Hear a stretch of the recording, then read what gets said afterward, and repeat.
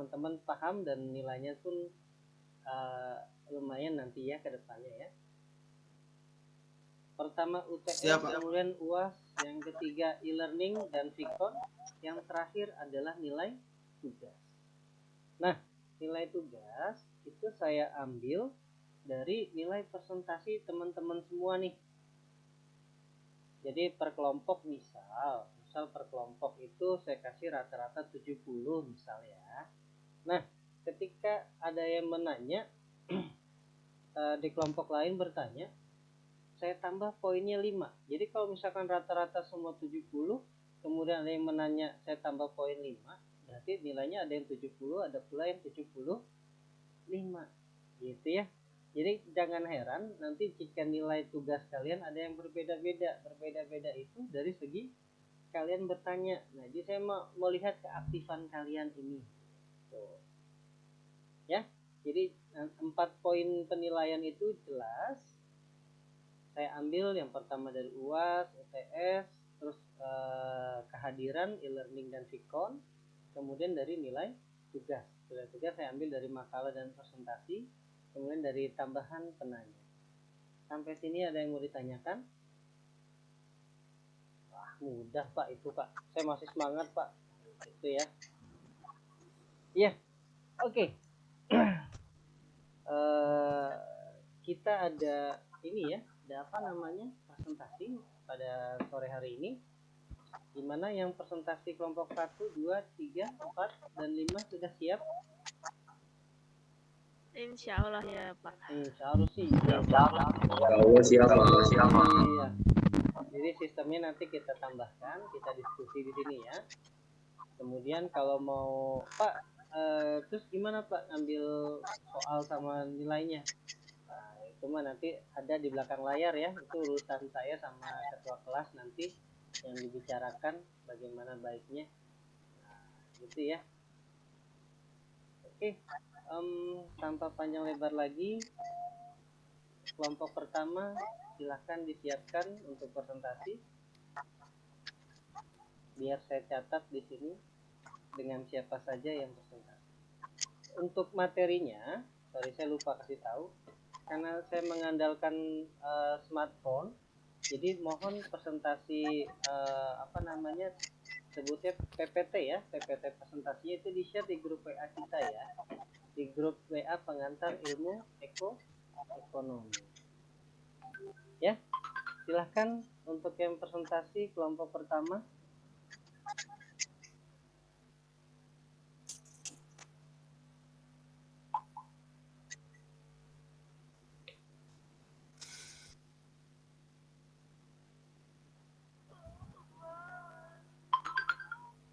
Apa sudah saya share ke grup Pak, PPT-nya Pak? Iya, sekarang tinggal tampilkan di di sini. Sudah tahu baik, caranya Pak. Kan ya? Sudah Pak, sebentar Pak.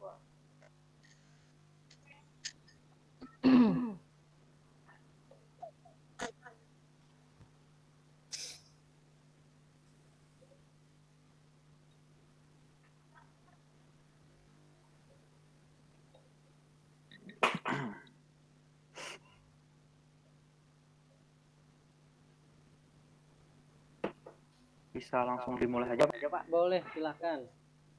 Oke, baik, sebentar Pak.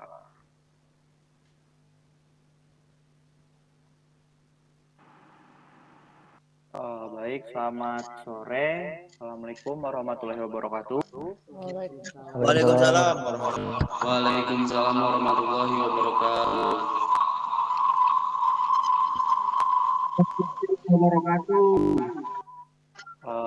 Yang terhormat Bapak Fathan Arif selaku dosen pengampu mata kuliah pengantar ilmu ekonomi. Yang terhormat juga pada kawan-kawan semua kelas 01 SMJE 008. Kami di kelompok 1. Di sini kami ingin mempresentasikan mengenai ruang lingkup ekonomi dan teori permintaan. Kelompok kami terdiri dari 4 orang, yakni saya, Magid Saputra, dan selanjutnya ada Aang Sapaat, kemudian ada Desti Naomi, dan yang terakhir ada Handayana. Langsung saja saya mulai. Yang pertama di sini ada definisi ilmu ekonomi. Apa itu ilmu ekonomi? Ilmu yang mempelajari suatu hubungan individu dengan masyarakat, membuat pilihan dengan atau tanpa uang, menggunakan narasumber yang terbatas untuk menghasilkan barang dan jasa sebagai pemuas kebutuhan manusia yang relatif tidak terbatas. Barang dan jasa yang dihasilkan kemudian didistribusikan untuk kebutuhan konsumsi sekarang dan di masa yang akan datang pada berbagai individu dan kelompok masyarakat. Kemudian, ruang lingkup ekonomi. Ilmu ekonomi memiliki ruang lingkup, yakni ada mikro dan makro, sehingga mudah untuk dipelajari keduanya, memberikan batasan dan asumsi yang jelas. Bentuk ekonomi mikro merupakan cabang ilmu ekonomi yang khusus mempelajari bagian-bagian kecil, aspek individual dari keseluruhan kegiatan perekonomian. Analisis dalam teori ekonomi mikro antara lain meliputi perilaku pembeli atau konsumen dan produsen secara individual dalam pasar. Kemudian dalam ekonomi mikro, yakni masalah penentu harga, sehingga ekonomi mikro sering dinamakan dengan teori harga atau price theory. Tujuan dan analisis ekonomi mikro lebih dititik beratkan kepada bagaimana membuat pilihan untuk, yaitu mewujudkan efisiensi dalam penggunaan narasumber, mencapai kepuasan yang maksimum. Selanjutnya ada ekonomi makro, merupakan cabang ilmu ekonomi yang khusus mempelajari mekanisme bekerjanya perekonomian sebagai suatu keseluruhan atau agregat, berkait dengan penggunaan faktor produksi yang tersedia secara efisien agar kemakmuran masyarakat dapat dimaksimumkan. Pada intinya, ekonomi makro yaitu menganalisis penentu tingkat kegiatan ekonomi yang diukur dari pendapatan, sehingga ekonomi makro sering dinamakan sebagai teori pendapatan atau income theory. Tujuan dan sasaran analisis ekonomi makro antara lain membahas masalah sisi permintaan agregat dalam menentukan tingkat kegiatan ekonomi, pentingnya kebijakan dan campur tangan pemerintah untuk mewujudkan prestasi kegiatan ekonomi yang diinginkan. Untuk penjelasan selanjutnya, saya persilakan untuk Saudara Aang Sapaat.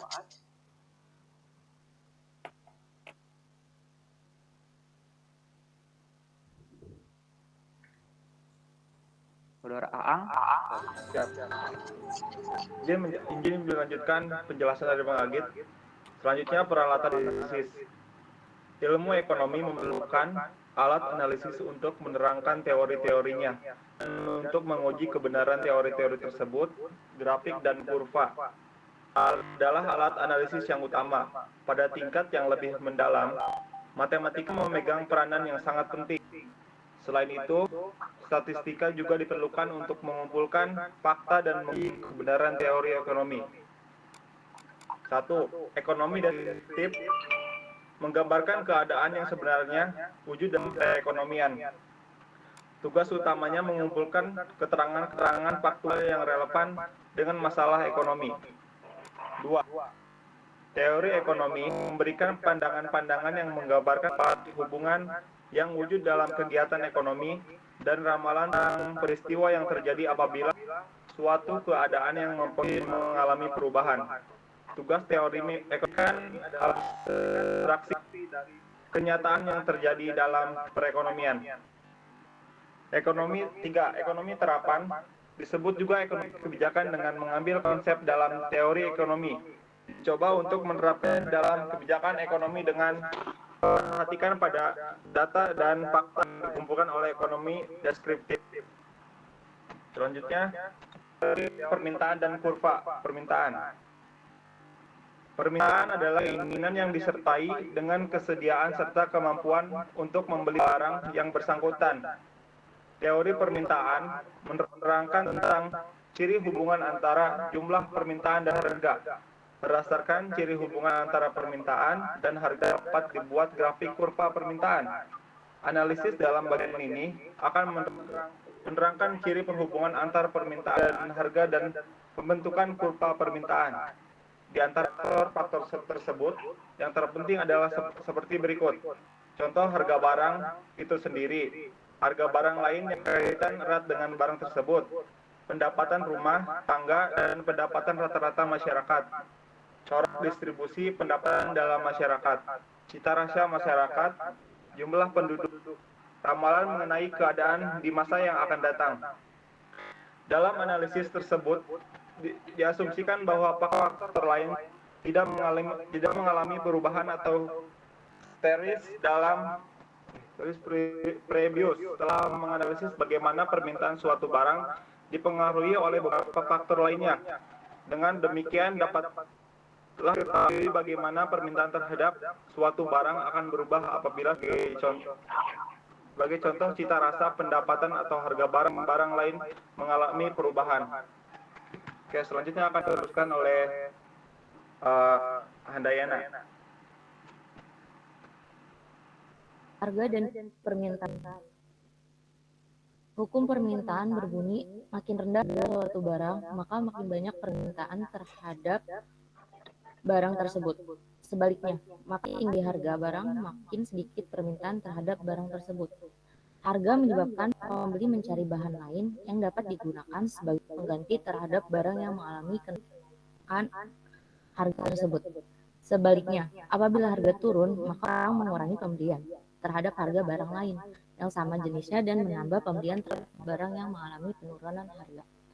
Dalam menganalisis permintaan, perlu didasari perbedaan antara dua istilah berikut, permintaan dan jumlah yang diminta. Apabila ahli ekonomi mengatakan permintaan, yang mereka maksudkan adalah keseluruhan dari kurva permintaan, sedangkan jumlah barang yang diminta yang dimaksudkan adalah banyak permintaan pada suatu tingkat harga tertentu. Di sini ada bentuk permintaan dari table dan kurva pada buku tulis.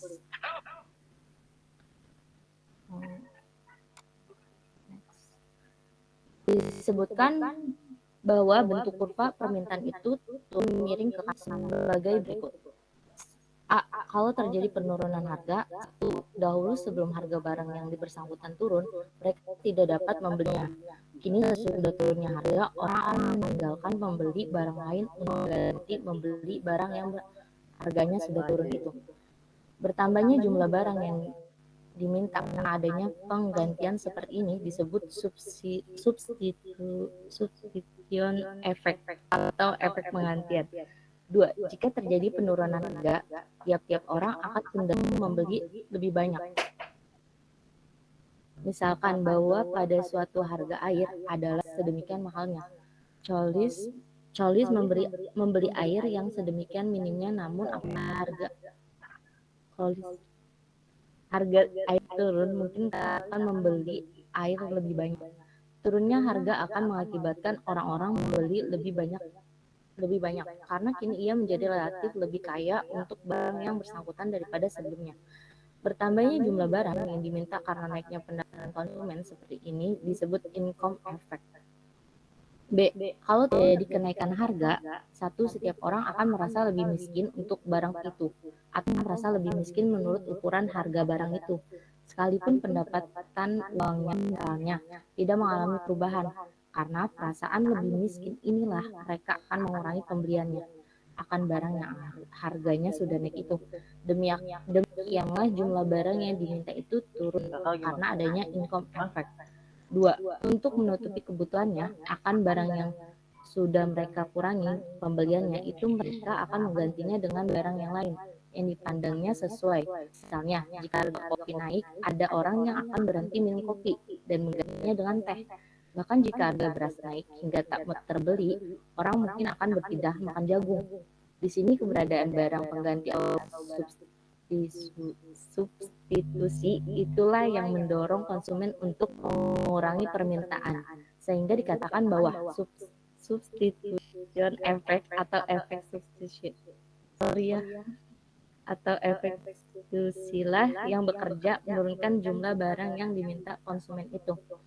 Kurva permintaan berbagai jenis barang pada umumnya menurun dari kiri atau menuju kanan bawah. Kurva yang demikian disebabkan oleh sifat hubungan harga dan jumlah yang diminta yang mempunyai sifat hubungan terbalik. Kalau salah satu variabel naik, misalnya harga, maka variabel yang lainnya akan turun. Misalnya jumlah yang diminta. Akan diteruskan dengan Saudari Naomi. Selanjutnya, ada permintaan perseorangan dan permintaan pasar. Permintaan terhadap suatu barang dapat dilihat dari dua sudut. Oleh karena itu, dalam analisis perlu dibedakan antara kurva permintaan perseorangan dengan kurva permintaan pasar. Untuk memperoleh kurva permintaan pasar, kurva permintaan berbagai individu dalam pasar dijumlahkan. Kurva permintaan perseorangan dan pasar. Dua efek faktor bukan harga terhadap permintaan. Hukum permintaan terutama memperhatikan sifat hubungan antara harga suatu barang dengan jumlah barang yang diminta. Sedangkan dalam kenyataan sebenarnya, seperti sudah dinyatakan sebelum ini, banyaknya permintaan terhadap suatu barang juga ditentukan oleh banyaknya faktor lain. Oleh sebab itu, untuk melengkapi analisis mengenai teori permintaan adalah untuk menganalisis bagaimana faktor penting lainnya dapat mempengaruhi permintaan. Yang ketiga, harga barang lain. Hubungan antara suatu barang dengan barang lain dapat dibedakan kepada 3 golongan, yakni yang pertama barang pengganti, yang kedua barang pelengkap, yang ketiga barang netral. Terdapat pendapatan para pembeli. Pendapatan para pembeli merupakan faktor yang sangat penting dalam menentukan permintaan terhadap berbagai jenis barang. Perubahan pendapatan selalu menimbulkan perubahan terhadap permintaan berbagai jenis barang. Berdasarkan kepada sifat perubahan permintaan yang berlaku apabila pendapatan berubah, berbagi barang dapat dibedakan menjadi 4 golongan, yaitu yang pertama barang inferior, barang esensial, barang normal, dan barang mewah. Beberapa faktor lain yang cukup penting dalam mempengaruhi permintaan terhadap suatu barang yaitu ada distribusi pendapatan, cita rasa masyarakat, jumlah penduduk, dan ekspektasi tentang masa depan.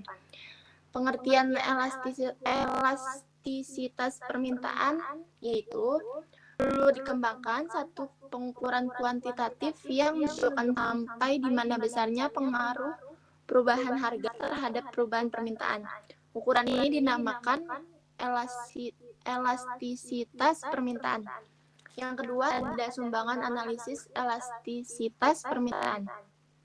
Dengan mengetahui besarnya elastisitas dapat diramaikan perubahan yang akan terjadi di pasar, yaitu bagaimana harga dan jumlah barang yang diperjualbelikan berubah apabila terjadi perubahan dan penawaran. Manfaat dari menaksir elastisitas permintaan ada dua. Pertama, bagi perusahaan dapat menjadi landasan dalam menyusun kebijakan penjualannya. Apabila diketahui sifat responsif permintaan berlaku perubahan harga, dapatlah perusahaan menentukan apakah perlu menaikkan produksi atau tidak untuk menaikkan hasil penjualannya. Yang kedua, bagi pemerintah dapat menjadi alat untuk meramalkan kesuksesan dari kebijakan ekonomi yang akan dilaksanakannya. Berikut kesimpulan dari PPT tersebut. Ilmu ekonomi yaitu ilmu yang mempelajari perilaku manusia dalam memilih dan menciptakan kemakmuran. Inti masalah ekonomi adalah adanya ketidakseimbangan antara kebutuhan manusia yang tidak terbatas dengan alat pemuas kebutuhan yang jumlahnya terbatas. Ruang lingkup ekonomi, ilmu ekonomi memiliki ruang lingkup mikro dan makro sehingga mudah untuk dipelajari. Keduanya memberikan batasan dan asumsi yang jelas. Ekonomi mikro yaitu cabang ilmu ekonomi yang khusus mempelajari bagian-bagian kecil atau aspek individual dari keseluruhan kegiatan perekonomian.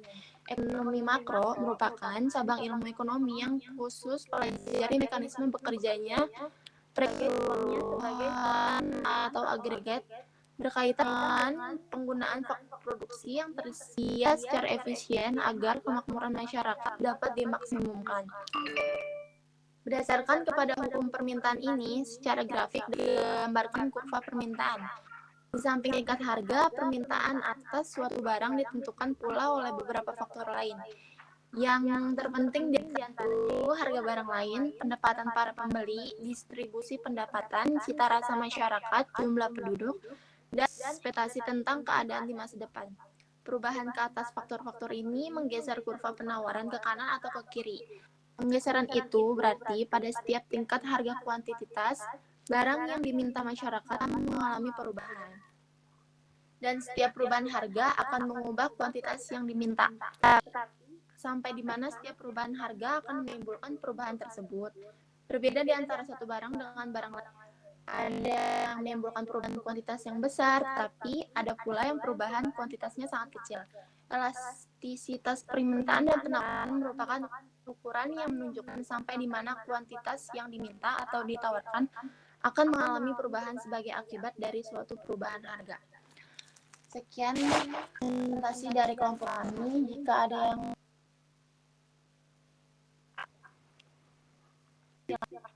Dipersilakan untuk yang ingin bertanya.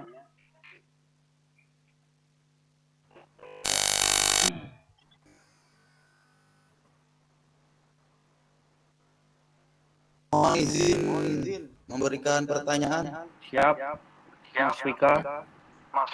Mohon izin Pak Fatlan.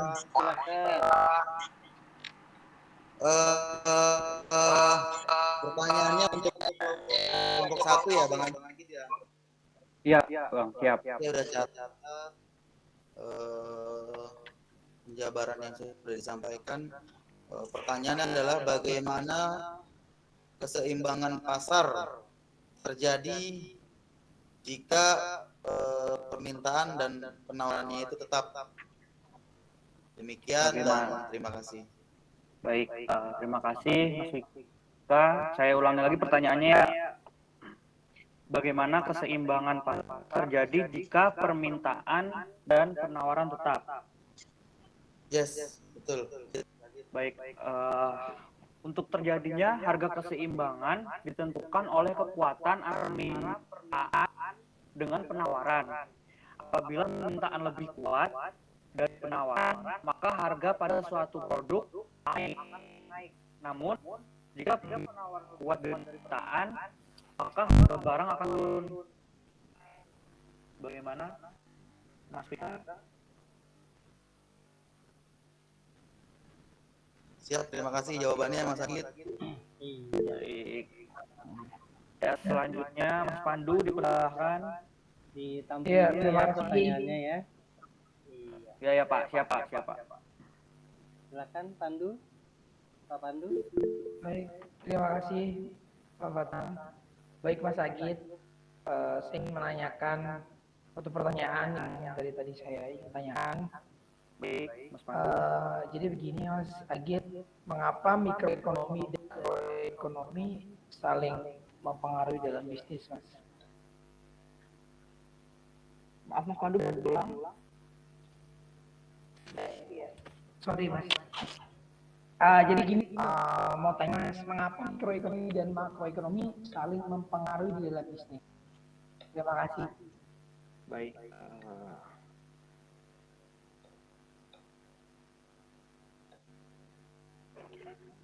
Baik Mas Pandu. Oh, langsung ditampung aja Pak. Tampung dulu aja. Baik Pak, ya, Pak. Berikutnya.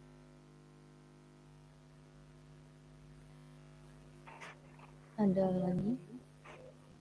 Ada lagi 3 pertanyaan dulu, 1 orang lagi, silakan.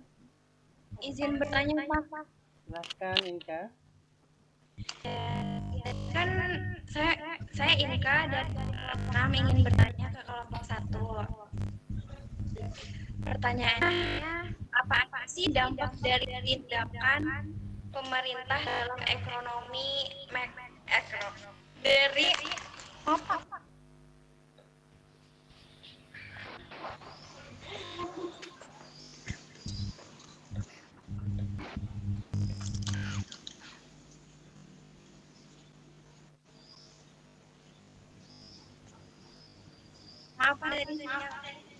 Iya, nggak apa-apa. Pertanyaannya itu apa sih dalam ekonomi makro itu sendiri.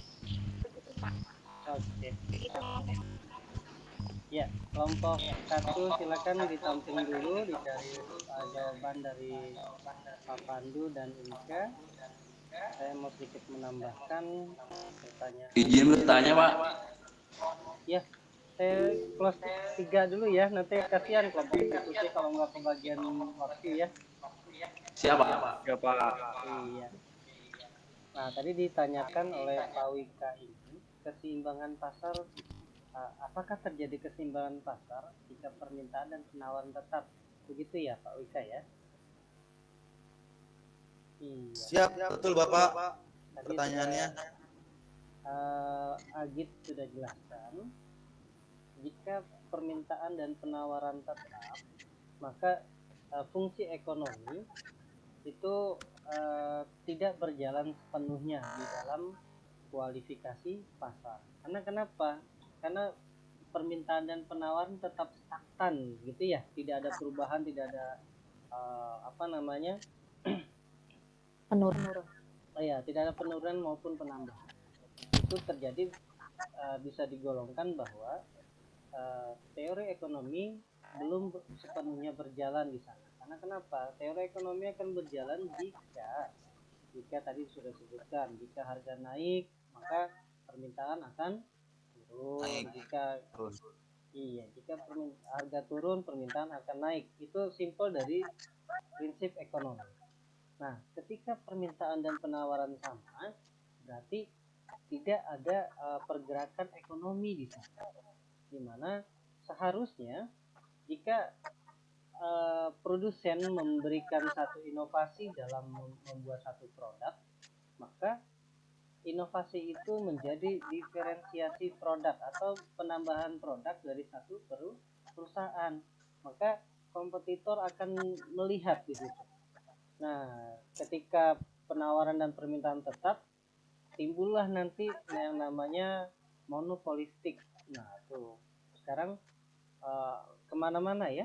Nah, monopolistik seharusnya jika permintaan dan penawaran bisa diimbangi, karena kalau di dalam teori ekonomi, di dalam satu pasar, ketika pesaing ada dalam satu, misal yang lagi hangat kemarin misal minyak goreng misal.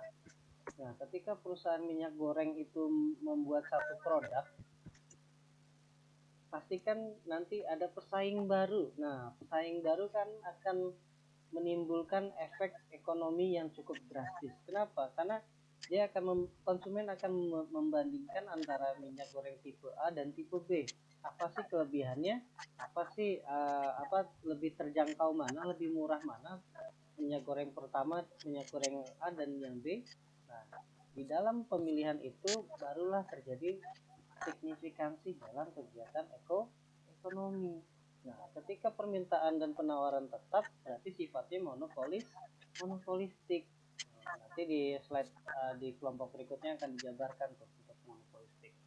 Apakah itu di kegiatan-kegiatan dikuasai oleh pemerintah atau kegiatan yang dikuasai oleh beberapa perusahaan saja yang mengelola satu bidang produksi.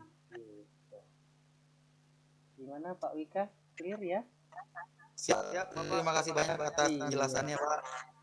Jadi sebenarnya kegiatan ekonomi tidak lepas dari segi pemasaran dan lain sebagainya ya. Nanti tinggal dipilih satu konsentrasinya untuk semester 4 nanti, mau SDM, pemasaran maupun keuangan ya. Siap-siap dari sekarang. Siap, Pak. Oke. Terima kasih, Pak. Pertanyaan berikutnya, terima kasih Pak Wika. Silakan Agit dan teman-teman, pertanyaan kedua disanggah.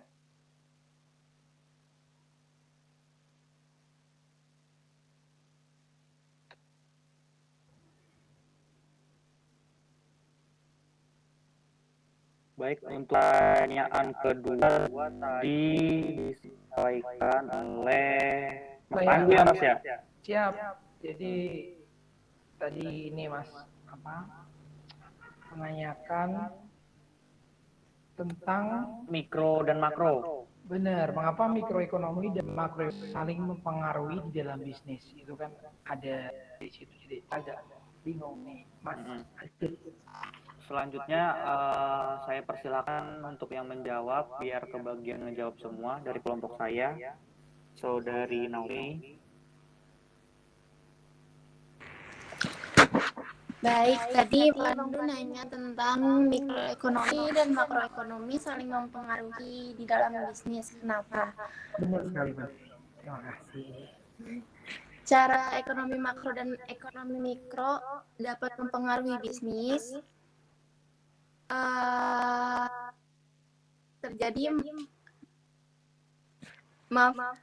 Dapat mempengaruhi bisnis adalah dalam sebuah bisnis makro dan mikroekonomi saling berkaitan dan saling mempengaruhi. Misalnya dari makro inflasi terjadi mempengaruhi kenaikan harga barang, sedangkan dari segi mikro kenaikan harga barang mempengaruhi jumlah produksi. Terima kasih banyak, agak mudeng saya. Saya tambahkan sedikit boleh ya? Ya. Boleh, tambahkan. Kalau kita melihat yang pertama dari mikronya dulu, mikro ini berarti skala kecil Pak ya, di mana peran bisnis tentu tidak lepas dari pemeran pemerintah, yang dimana menyediakan pangsa pasar atau pangsa bisnis yang nanti direbutkan oleh beberapa pelaku bisnis.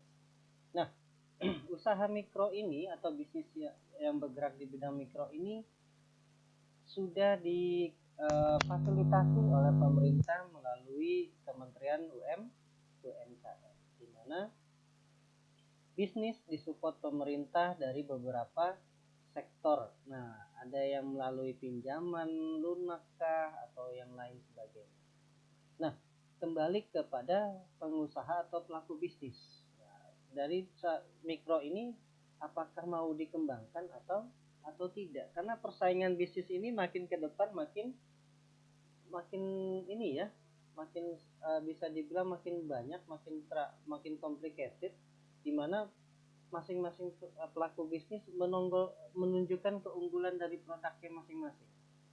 Nah, persaingan inilah yang harusnya menjadi tantangan atau acuan bagi pengusaha pelaku bisnis untuk lebih kreatif lagi, lebih inovatif lagi dalam membuat satu terobosan baru, baik itu dalam bentuk produk, barang maupun jasa. Nah, itu kita lihat dari segi mikro. Bagaimana kalau kita lihat dari segi makro? Nah, mungkin teman-teman bisa menyanggah saya kalau misalkan ada yang punya masukan, silahkan. Dalam segi makro tadi disebut inflasi adalah penurunan nilai suku mata uang. Nah, ketika mata uang itu nilainya turun, maka harga kebutuhan pokok atau harga barang-barang bahan baku itu akan naik karena nilainya sudah turun, nilai suku bunganya, nilai mata uangnya. Walaupun nilai kayak kita pegang uang 50.000 tahun 98 dibandingin dengan 50.000 tahun sekarang, otomatis beda ya. Nah, kalau 50.000 tahun 98 tahun 90-an itu makan di warteg udah masih ada kembalian ya, masih banyak kembalinya ya. Nah, kalau sekarang 50.000 kita datang ke Starbucks cuma dikasih satu kopi aja mungkin. Nah, itulah segi dampak inflasi secara makro. Tapi makro di sini melihat perekonomian secara menyeluruh dalam satu negara. Lebih spesifiknya lebih mendekati kepada produk domestik bruto satu wilayah atau satu negara. Apakah perekonomiannya bisa dikembangkan atau tidak? Karena setiap daerah potensi bisnisnya berbeda. Mulai dari Jakarta tidak bisa disamakan dengan Bali ataupun Papua mungkin. Nah, masing-masing daerah menonjolkan satu sektor ekonomi yang memang menurut mereka bisa diangkat. Kalau Jakarta kan mungkin sudah terkenal dengan ibu kota dan pusat bisnis, tapi di daerah lain belum tentu. Contohnya di Bali dan Lombok. Pulau Bali dan Pulau Lombok. Mereka meninggikan faktor ekonomi dari sektor pariwisata. Bukan hanya dari, kalau di Tangerang mungkin pabrik ya, kalau di Bekasi mungkin juga pabrik, tapi kalau di daerah agak timur sana mereka lebih mengutamakan pariwisatanya. Karena kenapa? Yang ditonjolkan itu mereka punya sumber daya alam yang mungkin bisa dijual tuh seperti itu, tapi secara keseluruhan, secara makro kita melihatnya satu Indonesia berpotensi untuk semua wilayah. Kira-kira Indonesia apa nih yang bisa potensi apa yang bisa dikembangkan selain dari pariwisata, terus dari sumber daya alam? Berarti kan produk domestik brutonya juga harus diangkat. Dalam salah satunya memberikan kontribusi penuh melalui sumber daya manusianya. Sumber daya manusianya gimana caranya? Melakukan pelatihan dan lain sebagainya. Itulah sekelumit tentang ekonomi makro. Karena ekonomi makro ini bersifat universal dan lebih sifat menyeluruh. Jadi tidak semua bisa diangkat melalui ekonomi makro. Makanya ada makro dan mikro. Lebih spesifik lagi lebih ke mikro. Makro ini lebih menyeluruh karena sifatnya membangun satu negara yang memang bisa meningkatkan taraf hidup orang banyak dan tingkat pendapatan per kapita. Begitu Pak Pandu. Jika masih kurang paham boleh ditanggap Pak. Sepertinya sudah jelas ya Pak. Terima kasih banyak Pak Fatan. Terima kasih Pak Pandu. Silakan ke kelompok pertama, pertanyaan berikutnya.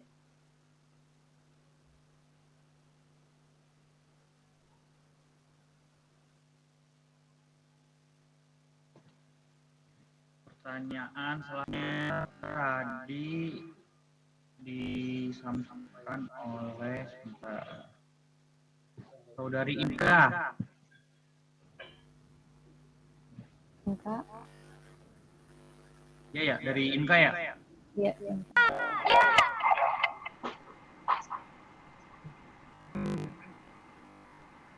Pertanyaan dari Saudari Inka. Apa saja dampak dari tindakan pemerintah dalam ekonomi makro? Betul? Untuk pertanyaan dari Inka dipersilakan yang menjawab dari Handayani. Enggak, dampak dari tindakan pemerintah dalam ekonomi makro yang utama adalah menstabilkan perekonomian dengan memacu perekonomian yang turun dan mengurangi inflasi pada kondisi ekonomi yang tinggi inflasinya. Baik, Inka, udah cukup. Cukup. Apa nih yang lumayan? Berarti belum clear nih. Gimana Inka? Yang masih kurang pahamnya di mana? Jadi gini, kalau misalkan satu negara mengalami inflasi, contoh ya, baru-baru ini kalau tidak salah negara Sri Lanka yang menyatakan bahwa negaranya mengalami bangkrut karena padahal hutang luar negerinya baru 700 triliunan. Nah, kenapa bisa bangkrut? Indonesia kalau tidak salah di atas 7.000 triliun ya. 1:10. Kenapa Indonesia masih bisa bertahan dibanding Sri Lanka? Wah, ini kita melihatnya secara global ya, secara internasional. Nanti ada pendidikan internasional ya, tapi kita ambil sedikit materinya, di mana ketika inflasi terjadi di satu negara, maka nilai satu mata uang itu akan turun drastis. Nah, Pak, gimana cara menstabilkannya? Yang pertama, itu kembalikan kepercayaan masyarakat dalam satu negara untuk menggunakan uang negara sendiri. Harus cinta produk sendiri ya dalam satu negara ya. Kalau kita nggak suka sama rupiah, terus siapa yang mau mempertahankan rupiah? Kan gitu. Nah, kemudian warga negara wajib. Nah, kalau yang pernah tahu dulu kerusuhan 98, itu terjadi krisis moneter di Indonesia. Nah, di saat itu negara Indonesia mencapai tingkat inflasi yang cukup tinggi di atas 15%. Gimana kok inflasi bisa menurun, Pak? Karena kepercayaan masyarakat terhadap pemerintah yang mengelola keuangan atau ekonomi negara secara makro. Kemudian kepercayaan investor dari negara-negara asing untuk menanamkan modal kembali ke Indonesia. Nah, lama-kelamaan inflasi bisa ditekan, inflasi bisa distabilkan, bisa dikontrol dengan beberapa inovasi-inovasi. Memang tidak langsung melejit ya, karena butuh proses beberapa dekade, beberapa puluh tahun untuk membangkitkan ekonomi satu negara, apalagi yang sudah mengalami kudeta. Nah, contohnya Myanmar, tadi Sri Lanka sudah, sekarang Myanmar atau apa tuh kemarin dikudeta pemerintahannya. Akhirnya sekarang apakah dari militer bisa menstabilkan ekonomi satu negara? Belum tentu. Makanya semua pihak harus membantu untuk menstabilkan negaranya. Kalau bukan dia yang punya negara, gimana mau bangun negara sendiri ya? Nah, itu kejadian di Zimbabwe. Zimbabwe itu daerah Afrika di mana dia mengalami hyperinflasi, yang inflasinya tingkatnya sampai 2000%. Nah, jadi uang di sana tuh nggak berharga. Jadi uang paling tinggi bisa satu lembar tuh bisa 1 miliar. Di sini masih 100.000 ya. Nah, di sana tidak berlaku nilai uang. Jadi masyarakat sana sudah tidak percaya lagi sama uang. Akhirnya kembali ke zaman jahiliyah lagi, zaman dulu lagi, mendapatkan barang dengan cara barter gitu. Nah, kembali kita ke makronya Indonesia, di mana Indonesia memiliki kepercayaan penuh dari pemerintahan Pak Jokowi sama Menteri Keuangannya yang hebat itu, Bu Sri Mulyani kalau tidak salah namanya, bisa menstabilkan atau menetralisir inflasi yang ada, sehingga inflasi bisa ditekan, perekonomian kembali berjalan gitu. Ya, Inka, ada yang mau disanggah kembali? Cukup clear? Gimana, Inka?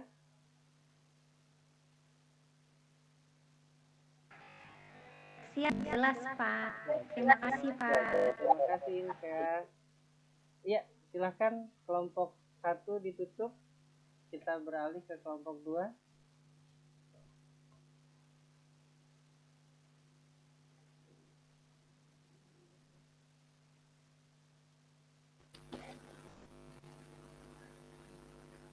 Ya, silahkan ditutup kelompok 1. Maaf, baik. Mungkin sekian presentasi dari kelompok kami. Apabila ada kesalahan kata, mohon dimaklumi. Thanks for your attention. Assalamualaikum warahmatullahi wabarakatuh. Waalaikumsalam. Bahasa Inggrisnya bagus juga ya.